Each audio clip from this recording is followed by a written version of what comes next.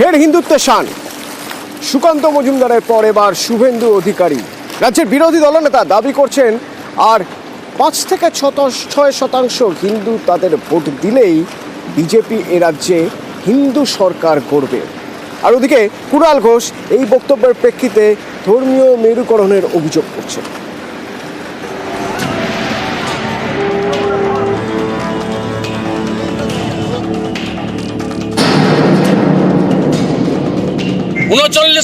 Hindu vote দিয়েছে। আমি আর পশ্চিমবাংলার আর 5-6% হিন্দুকে বলবো যে দয়া করুন বাড়ি থেকে বেরিয়ে এসে ভোটটা করুন।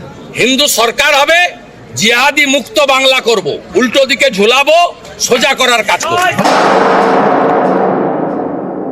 শুভেন্দুবাবু সম্পূর্ণ ধর্মীয় মেরুকরণ, ধর্মের ভেদাভেদের উপর রাজনীতি করতে চাইছেন।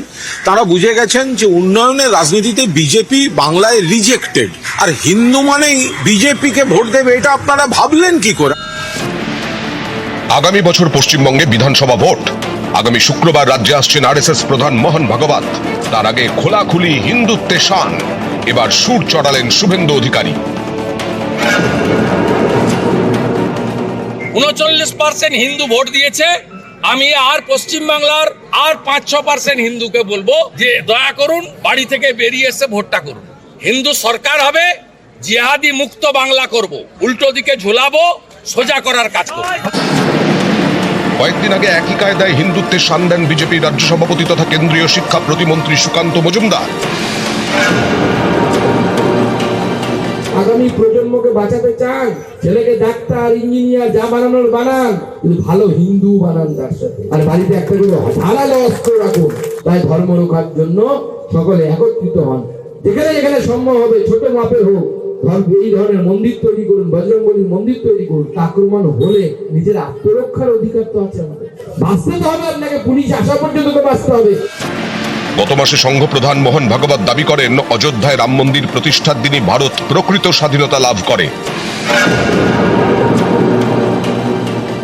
शुक्ल द्वादशी का नया नामकरण हुआ, अब उसको प्रतिष्ठा द्वादशी कहना, क्योंकि अनेक शतकों से परचक्र झेलने वाले भारत के सच्चे स्वतंत्रता की प्रतिष्ठा उस दिन हो गई। स्वतंत्रता थी, प्रतिष्ठित नहीं थी, क्योंकि भारत स्वतंत्र हुआ 15 अगस्त को। हमने एक संविधान भी बनाया, लेकिन उसके जो भाव है उसके अनुसार चला नहीं। শুক্রবার ভাগবত আসছেন পশ্চিমবঙ্গে। লম্বা সফর, থাকবেন টানা 10 দিন। অনেকের মতে বঙ্গ সফরের আগে ভাগবতের এই স্বাধীনতা মন্তব্য সুরটা বেঁধে দিয়েছে, স্পষ্ট করে দিয়েছে বঙ্গে এসে ধর্মীয় মেরুকরণকে হাতিয়ার করতে চাইবেন ভাগবত। সেই মতো বারবার সুর চড়াচ্ছেন রাজ্যের বিজেপি নেতারা, কখনো আসরে সুকান্ত, কখনো শুভেন্দু। 39% হিন্দু ভোট দিয়েছে। আমি আর পশ্চিমবাংলার আর 5-6% হিন্দুকে বলবো যে দয়া করুন বাড়ি থেকে বেরিয়ে এসে ভোটটা করুন। হিন্দু সরকার হবে, জিহাদি মুক্ত বাংলা করব, উল্টো দিকে ঝুলাবো, সোজা করার কাজ করব। 21 বিধানসভা ভোটে তৃণমূল পায় 47.94% ভোট। 24 লোকসভা ভোটে পায় 45.76% ভোট।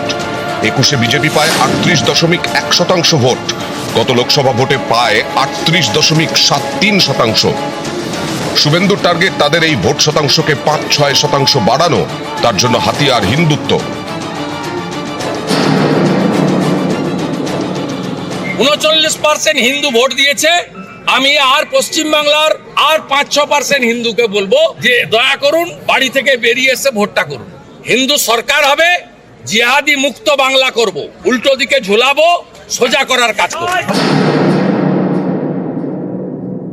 শুভেন্দুবাবু সম্পূর্ণ ধর্মীয় মেরুকরণ, ধর্মের ভেদাভেদের উপর রাজনীতি করতে চাইছেন। তারা বুঝে গেছেন যে উন্নয়নের রাজনীতিতে বিজেপি বাংলায় রিজেক্টেড, আর হিন্দু মানেই বিজেপিকে ভোট দেবে, এটা আপনারা ভাবলেন কি করে? বিজেপির যেটুকু ভোট বেড়েছে, যেটা সিট বেড়েছে, ওটা সিপিএম এর ভোট। এগুলো বাম রামের ভোট ট্রান্সফারের বিষয়। আমরা মানুষের কাছে রুটি কাপড় আর মাকান পৌঁছে দেওয়ার চেষ্টা করি মমতা বন্দ্যোপাধ্যায় সরকারের নেতৃত্বে। সব ধর্মের মানুষই উন্নয়নের স্বার্থে তৃণমূল কংগ্রেস প্রার্থীদের ভোট দেন। নিউজ 18 বাংলা।